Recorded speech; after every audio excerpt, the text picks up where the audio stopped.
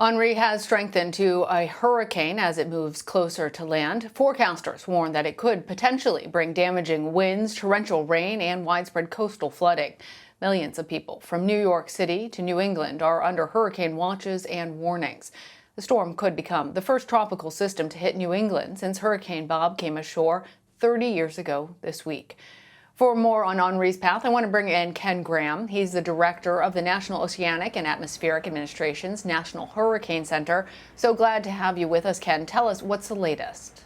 The latest information, keeping a very close eye on Hurricane Henri. We got the aircraft, the hurricane hunters in there constantly getting us the latest information, and that's why they found the 75-mile-per-hour winds, and we had to upgrade to that hurricane. The other thing that the hurricane hunters are finding is an expansion of the wind field. We now have on that east side an expanding wind field now stretching out 140 miles from the center, tropical storm force winds, and that's why it's so important not to focus just on that center line, but think of this as a large area even outside that cone of impacts.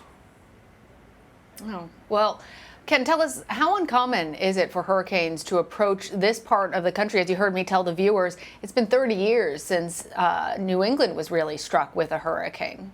Yeah, it's been quite a long time, and that's why it's just constantly just reminding everybody what these impacts are going to be. The storm surge, just a dangerous storm surge. The majority of the fatalities in these tropical systems, it comes from that storm surge, and some of these values are so significant.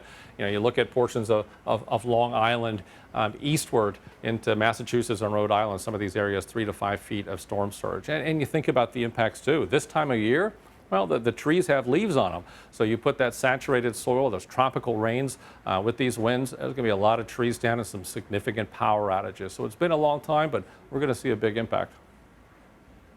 All right. Ken Graham, thank you.